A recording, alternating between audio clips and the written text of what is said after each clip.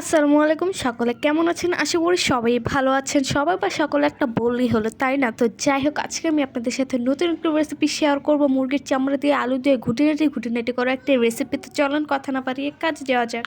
তো যাই হোক, চলে আসলাম কাজে। এখানে পেঁয়াজ কুচি কুচি করে কেটে নেওয়া হয়েছে, আলু লম্বা করে কুচি কুচি করে কেটে নেওয়া হয়েছে। আপনারাও ঠিক এইভাবে কুচি কুচি করেই কেটে নেবেন। তারপরে এখানে কি নেওয়া হচ্ছে, লাল টুকটুক টমেটো। আপনারা লাল টুকটুক টমেটো দিতে পারেন, নাও দিতে পারেন, কোনো সমস্যা নেই। তারপরে এখানে মুরগির চামড়া নেওয়া নেওয়া হয়েছে। তারপরে এখানে সোয়াবিন মামার কাছে দিয়ে দিল, পেঁয়াজ কুচি দিয়ে হালকা করে ভেজে নেবে। হ্যাঁ, তো যাই হোক, সোয়াবিন মামা বলতে মানে সোয়াবিন তেলকে ইউজ করা হয়েছে। তারপরে এখানে পেঁয়াজটা হালকা ভাজার পরে বুঝলো বুঝপাতা, না বুঝলে তেজপাতাটা দিয়ে দিল, দারচিনি, কালো এলাচ, সাদা এলাচ একটু দুটি করে দিয়ে দিল, আপনারা দিয়ে দেবেন। তারপর আদা রসুন জিরা একসাথে ব্লেন্ড করা হয়েছে, সেটিও দিয়ে একেবারে গুটিনাটি করে লাড়াচাড়া করার পর এখন পানি দিয়ে দিবে। পানি দিবে না? হ্যাঁ, পানি দিয়ে দিল। তারপরে কি করবে বলেন তো? তারপরে এখানে কি করবে দেখি কি করে, দেখেন। তারপরে এখানে পরিমাণ মতো মরিচের গুঁড়া, স্বাদ মতো লবণ এবং হলুদ পরিমাণ মতো দিয়ে দেবে। আপনারাও নিজেদের পরিমাণ অনুযায়ী দিয়ে দেবেন লবণ, হলুদের গুঁড়া, মরিচের গুঁড়া। দিবার পরে এমন ঘুটিনাটি করে একেবারে মিক্সড করে ফেলবেন। হ্যাঁ, তো যাই হোক, দেখেন ঘুটিনাটি করে মিক্সড করলো। হাই হ্যালো সবাই, কেমন আছেন? আবারও চলে আসলাম। হ্যাঁ, তো এটা 5-7 মিনিট ঢেকে রাখার পরে এটা এরকম হয়েছে, পানিটা শুকিয়ে গিয়েছে, পেঁয়াজগুলাও সুন্দরভাবে নরম হয়ে গিয়েছে, মানে গলে গেছে। তো যাই হোক, তারপরে এটা চামড়া, পা, হাত পাগুলো দিয়ে দিল মুরগির। তো যাই হোক, হাত পা কথাটা অনেক হাস্যকর লাগলো, আমি বললাম এমনিতেই। তো যাই হোক, এটা দিবার পরে এটা আপনার 5 মিনিট রেখে আবার তুলে ফেলবে। 5-7 মিনিট রেখে এই যে তুলে ফেলবে আস্তে করে। আপনি একটা একটা করে তুলে আলাদা বাটিতে রেখে দেবেন। রাখার পরে তারপরে যে পেঁয়াজটা, এই মশলাটা থাকবে, এটার ভিতরে আবার আলু দিবেন, তারপরে টমেটো দিবেন। তারপরে কি দিবে দেখা যাক, হ্যাঁ, তারপরে কি দিবে জানেন? তারপরে একটা ঘুটিনাটি উল্টো পাল্টা করে লাড়াচাড়া দিবে, এই দেখেন।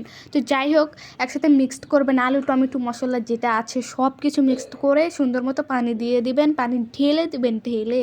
তো যাই হোক, পরিমাণ মতো পানি দেবেন, আলুটা যাতে সিদ্ধ হয় এই অনুযায়ী পানিটা দিবার পরে আমি একটু আপনাদের মাঝখানে দেখাতে আসলাম। তো দেখেন, যাই হোক, টমেটোগুলো সুন্দর মানে গলে যাচ্ছে হালকা হালকা করে। হ্যাঁ, আর এই আলুটা কি করতে হবে জানেন? মানে যত শক্তি আছে মানে ঘুতাবেন আলুকে, মানে ভাঙতে হবে আলুগুলা, যেমন লম্বা আছে এটা ঘুতে ঘুতে ভাঙবেন, বুঝছেন?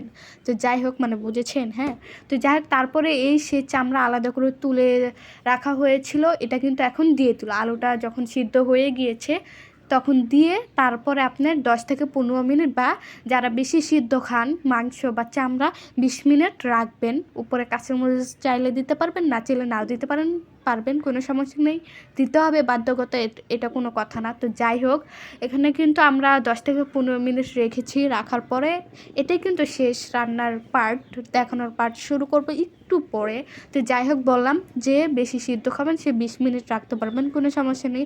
তো যাই হোক, তারপরে এখানে জিরা ভেজে গুঁড়ো করে এখানে কিন্তু দিয়ে দিল। হ্যাঁ, এটা দিব না, অবশ্যই তার ফ্লেভারটা আরও সুন্দর ভালো আসে। তো যাই হোক, টাটা বাই সিউ। হ্যাঁ, ভালো থাকবেন। তো হাই হ্যালো সবাই, কেমন আছেন? আবারও চলে আসলাম দেখাতে, যে দেখেন কতটা সুন্দর হয়েছে, কত মানে কি আর বলবো, থাকার কিছুই বলার আমার দরকার নেই। এটা কিন্তু অনেক সহজ একটা রেসিপি। দেখেছেন আলুগুলো কিন্তু ভেঙে গেছে, এভাবে ভাঙবেন, মানে গুতিয়ে ভাঙবেন। হ্যাঁ, তো যাই হোক, একটু ফান করলাম। তো যাই হোক, তাই হোক, হলেও ভালো না হলেও ভালো। হ্যাঁ, একটু সবাই কষ্ট করে ট্রাই করে খেয়ে দেখবেন। আপনারা যদি আমার আশেপাশে থাকতেন, আমি রান্না করে আপনাদের দিয়ে আসতাম, খাইয়ে দিতাম। তো যাই হোক, আপনারা আমার আশেপাশে নিয়ে অনেক দুঃখের বিষয়। আপনারা অবশ্যই ট্রাই করবেন, সহজ একটা রেসিপি। ভালো লাগলে অবশ্যই লাইক সাবস্ক্রাইব দিয়ে পাশে থাকবেন, যেহেতু আমার চ্যানেলটা নতুন, আমার ভিডিও নতুন, আমি নিজেও নতুন। আল্লাহ হাফেজ।